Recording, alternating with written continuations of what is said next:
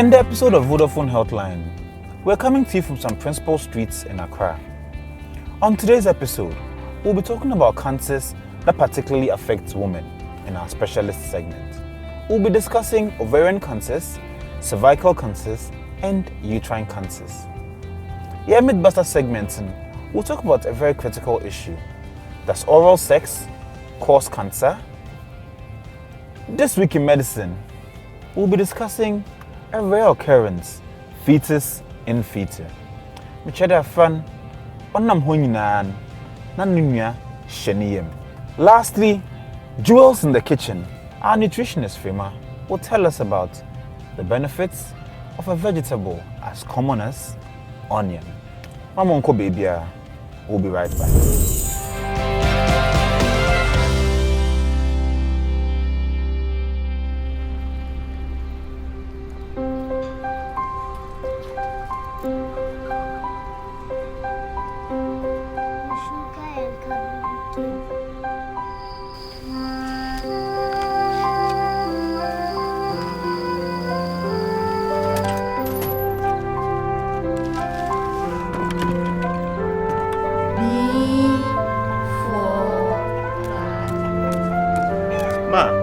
Today, ebony day *700#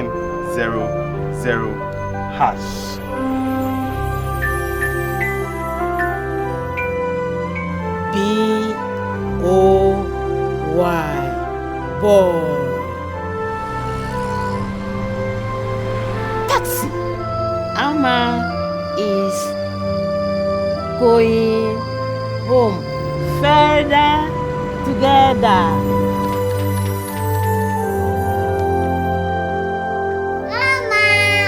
You can be part of a greater data world of endless possibilities on Vodafone. With the best value and amazing data offers and services in Ghana, you can now dream bigger, explore wider, go further, get more for less with Vodafone data. We can do anything we put our mind to. Vodafone. Further together.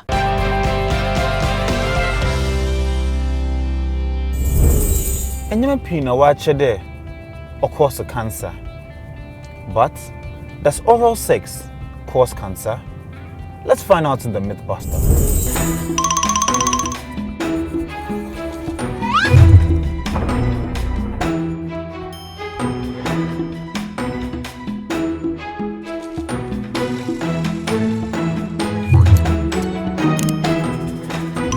This was a really good one. Yeah.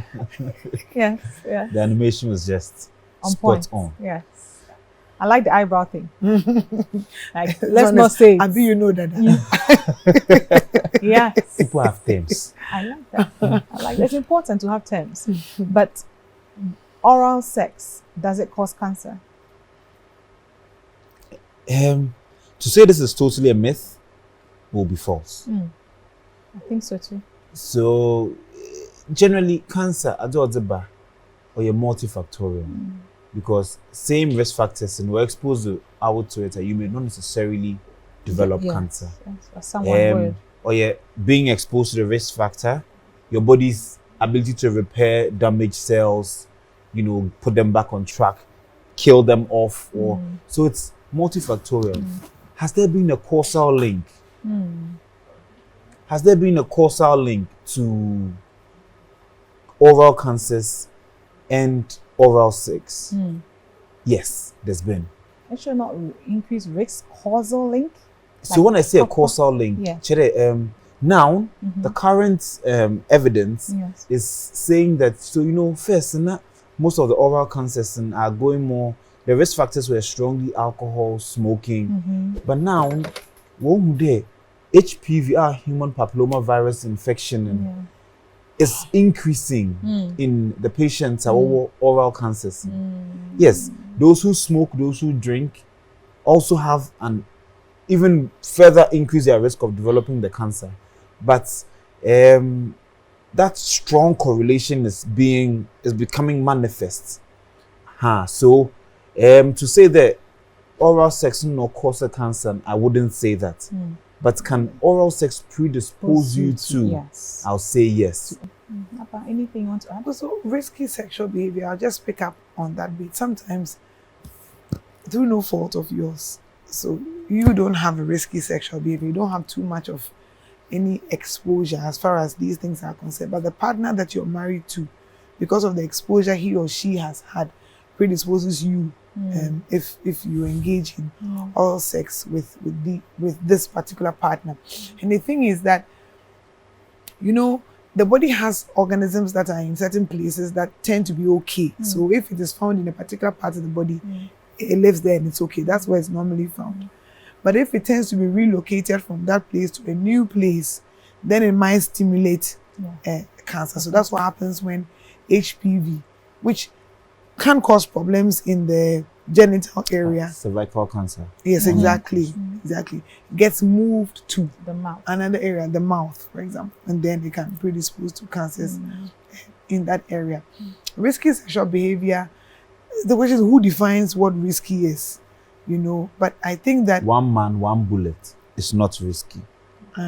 Okay, so you can say what is not risky. What is risky, you know, the Obiano decided what I think is risky. One man, one bullet, or chede, key and hole. Tell you, one man, one bullet, na meka de. Sa we one man, one bullet, no nara we shoot baby. Oh yeah, one man, one bullet. So inverse relationship. One man, one bullet. One man, one bullet. One bullet. One man, one bullet. Thank you very much. Well, just like you said, an assessment and a talk with your partner, you know what you want to do. Generally, the various things we do can predispose us to cancers.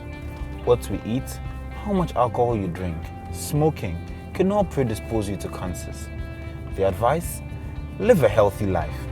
Let's go to our kitchen to listen to our favorite nutritionist, Frema, talk to us about the health benefits of onions.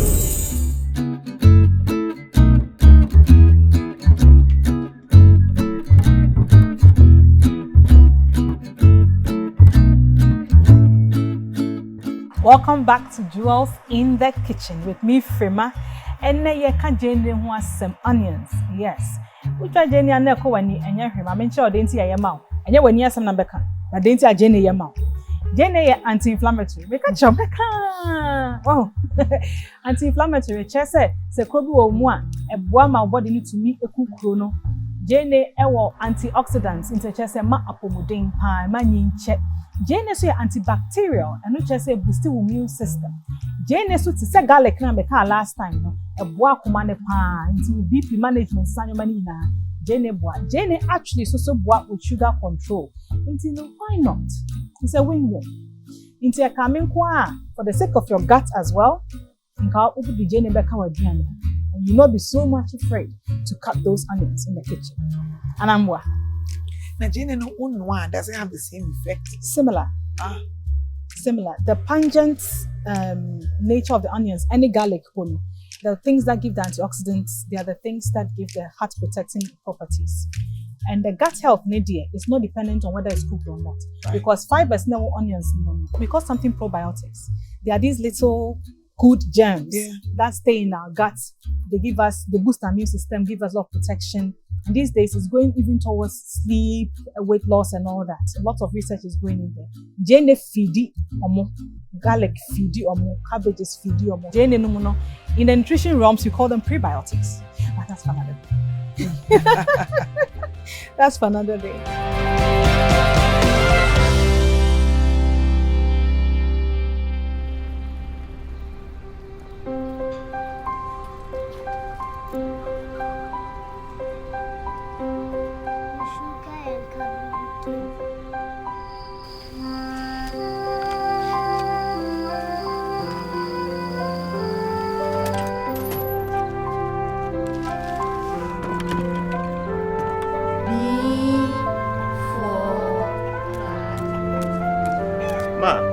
To data ebony day *700#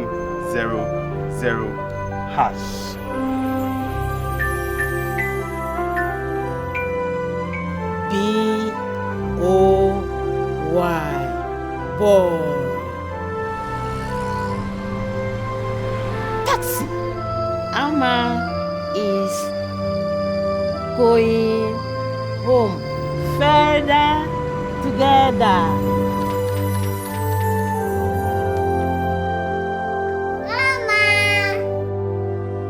Afedie, usu betumi nya kwanya sronko a ye nije ye power Vodafone so. Ye the data bundles are any seso Ghana ha bro. Ye ma da so. Ye ni da so nyina bem. Enti baka ye ho nya data mo ani je power bebre. We can do anything we put our mind to. Vodafone, further together.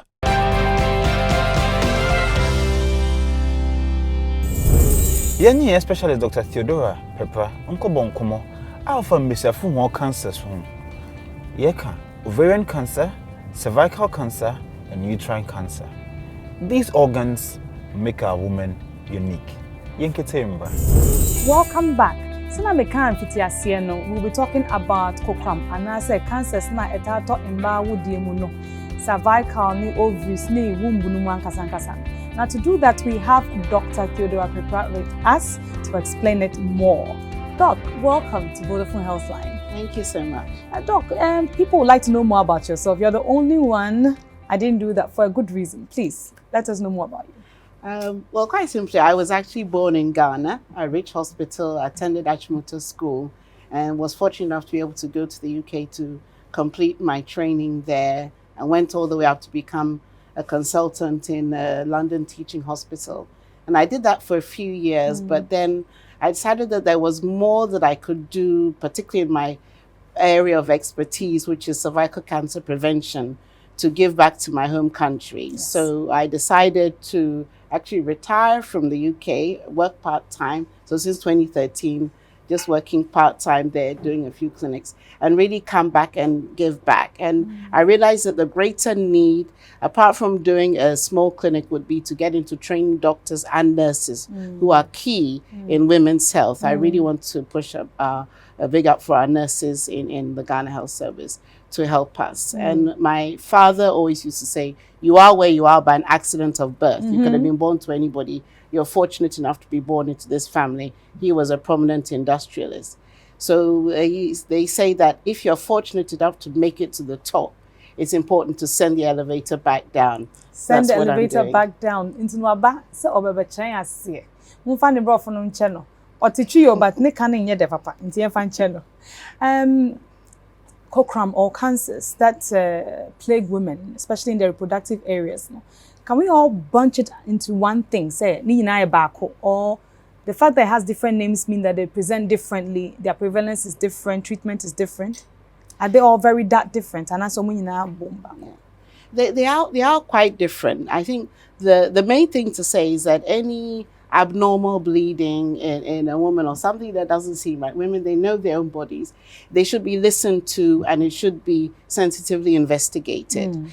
Now, the womb cancer and the ovarian cancer will normally have some symptoms. Okay. Now, ovarian cancer is the one known as a silent killer. Wow. The reason is because by the time it presents with its symptoms, it's actually already advanced. Okay. So the womb cancers, that normally presents with some bleeding. And if it's acted on early, so patient needs to present early, and if they are listened to and investigated sensitively, often you can detect it and treat that cancer. So womb cancer is one of the more treatable cancers. Now coming to cervical, now I'm going to talk more about the prevention of that, because from zero to cancer is more than 10 years. So from the majority of time, it's at the pre-cancer stage, and we have a lot of time to detect it and treat it before it ever gets a chance to become a cancer. So of all the cancers you're talking about, the three cancers we're talking about, yes. Ovary, let me see if I'm a good student, ovary, womb, and cervical. That's correct. Cervical is the most preventable? That's correct. Absolutely correct. And yet, that is one of our leading cancer killers. So it makes no sense. It doesn't. And that's because we're either not screening for it, or when people do get screened, they're not getting the appropriate treatment. And therefore, this is a problem.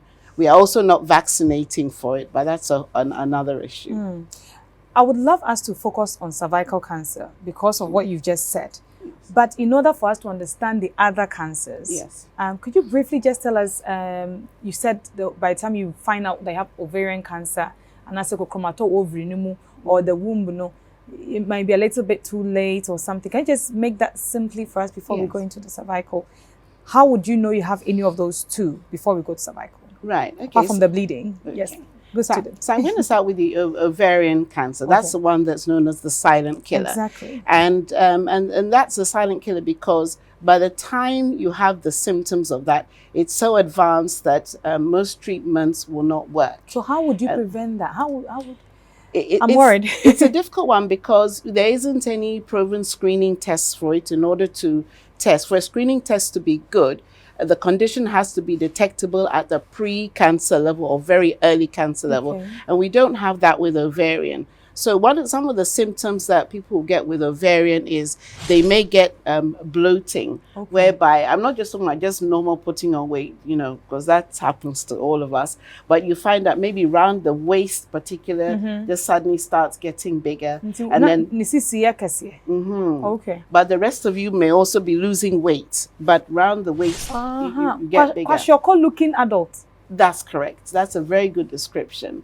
And also a feeling of fullness, because what happens is a lot of fluid develops within the abdomen, which makes you feel full because it's pressing on the stomach, or they have difficulty breathing. So sometimes people may be asking you, are you pregnant? When it's come over a short period of time. So these are some of the symptoms that you may get for ovarian. Now the cervical way. Cervical, you can't detect it even looking at the cervix. You can't tell that it's there unless you do what's called a pap smear. Or we also have something called VIA, which is visual inspection with acetic acid. And a number of places are now doing that, where they will look inside the vagina and put some vinegar on, and that can help to detect these pre-cancer changes. I'm emphasizing the pre-cancer because it will detect changes before it even gets a chance to become cancer. And there's at least a 10-year window for that right now we are missing those opportunities. 10 years, when you're cancer, from day one, could see about 10 years. Answer than cancer. The full 10 years. Cervical cancer, you can prevent, you can treat it at that time before it becomes full-blown cancer. Exactly. Hey. Before it even becomes an early cancer, never mind full-blown. Yes, we can detect it. What are what are those preventable things that we can do? What can pap smear and VIA be? Apart from those, you need No, because you will not have symptoms. So sometimes people will say, I know my body. No, by the time your body starts talking to you with abnormal discharge or bleeding, that means that we are already looking for a cancer. If we're looking at the pre-cancer, in those stages, there are no symptoms whatsoever. It can only be picked up by this test of the visual inspection with acetic acid, which they can do in a lot of facilities now in Ghana, and together with Dr. Fambato Hospital, who is training a lot of nurses at this as a cervical cancer training center there, to be able to go across the country. So we've trained people, as have I, all the way Bolgatanga to Cape Coast and everywhere, so that women have somewhere to go to at least be able to access it. Because there's no point saying this is what you should do if there's nowhere to access the training, or to access the tests. So there are different tests for different pockets, and certainly VIA or visual inspection with the CTIC is actually the cheapest one, and we're hoping the government will get involved in helping to sponsor that as part of the National Health Insurance. Well, let's hope so too. But regarding treatment, now they've done it, there's something a little bit there. Treatment, is it expensive or is it simple? Can I just walk out? Is it dangerous? Can it kill me, or they take away my whole womb? No, that's the important thing, is that, remember, we're dealing with pre-cancer, not cancer. So this is why if we detect it early, we can actually do simple treatments. Sometimes it's just a small freezing treatment, or to burn the cells away. And these treatments have got minimal side effects. If it's left untreated and becomes a cancer, that's when you're looking at needing a hysterectomy. I never must say prevention be so much say contribute to Australia. Master say one panye be vaccination be in your mom say vaccination be now cervical cancer so to me vaccinate nipa. Yes, for the last almost 20 years, there's been a vaccine available to prevent cervical cancer, and it's best given to school children before they are ever sexually active. So the best age to give it is, certainly in the UK, they're giving it from the age of 12. These vaccines can save lives. Indeed. And I would stress that if people have daughters, the daughters, if you can afford it at the moment, again, the government says it's in their program, but it's some way down because we have other childhood vaccines to deal with. But if you can, these are very good to do. And again, ideally, we would like to vaccinate even the boys because when you have what we call herd immunity, it works best. If we can afford to vaccinate, we can eradicate a condition. Yeah. So it's very important. And they're already seeing the benefits of vaccination in countries that have done this, where now those people are, they vaccinated at 12. Now they're coming for the screening where in overseas they start at the age of 25. They're realizing that the levels of abnormal pre-cancer has drastically dropped. Wow. So, but at the end of the day, we are where we are in Ghana. We have a lot of people who already have the pre-cancer cells. So let's work on that while some years later, the vaccine will come to us. But we shouldn't just sit down and say we're doing nothing because we don't have the vaccine. There's still a lot we can do to prevent. We can't talk about prevention without talking about the edema. So we can see how we can stop what brings, at least if we can do something about contracting it or getting it in the first place, perhaps it's a step to prevention. There isn't really much, and I want to try and remove the stigma that sometimes comes around this, because the pre-cancer abnormalities, which over some years, if not monitored or treated, can become cancer, caused by something called human papillomavirus. I don't want to be too scientific. HPV. But this is extremely common. It causes like facial warts in children, the warts you get on the hand, verrucas, and also it can cause genital warts. But those are not the kind of HPVs we're interested in. The ones we're interested in are what we call high-risk types, which is what some pap smears can detect. That we can do. And those ones, you don't see anything at all when you look at the cervix. You don't see anything. Sometimes patients say to me, but when the nurse did my pap smear, didn't she see the abnormality? I said, because when it comes out, I said, no, you won't see anything, which is why it's very important to have the test done, or when you have the VIA, when we put the vinegar on, acetic acid is the medical term for vinegar, same like salad vinegar. It's not anything worrying. Strange, Yeah. When you put the vinegar on, then the abnormal cells show up. But without that vinegar, you look at the cervix, it just looks smooth. So, so therefore, I don't want us to use the HPV. Yes, it is spread through sexual contact, but it's not a sexually transmitted infection in that regard. So we counsel women that just because you have an abnormal pap doesn't mean you go and hold your husband away if you be. It doesn't work like that. And it's very important to counsel patients, because otherwise this thing can, destroy relationships if the correct counseling isn't explained. And what we'll say is that even somebody who's only ever been sexually active once needs to be going for pap smears. Indeed. Because the virus can start through there. But most of the population, 80 to 90% of the sexually active population, have had this HPV at some time or another. I'm sure I've had it at some point. You have had it. It's very common. And often the body can clear it on its own. Unless you have people maybe who have HIV or have had transplants where their immune system is depressed, they may struggle more and need extra surveillance. But usually the body can clear it, but sometimes it can't. And those are the people that we want to watch. And so it's in everybody. Men also have it, but they are clearing it. And luckily for them, the virus doesn't like the penis, but it likes the cervix. And that's why we have a cervical screening program. Indeed. We don't have a penile screening program, but it's everywhere. Well, Mati Oyasempa, Dr. Theodora Pepra, actually, you're my brave. Or say, Muban Tamwa, and you who cry, 10 minutes, pets, a do a Hong Kong dear, 10 minutes, permit me be for now, which I need to do more. And I'll be banana after a ginseng. And then there are ginseng cry, not the treatment in there, and nothing. Thank you so much for joining me on Vodafone Healthline. You're welcome. We've learned so much. Thank you very much. You're welcome. Wonders, they say, shall never end. Can a man be pregnant?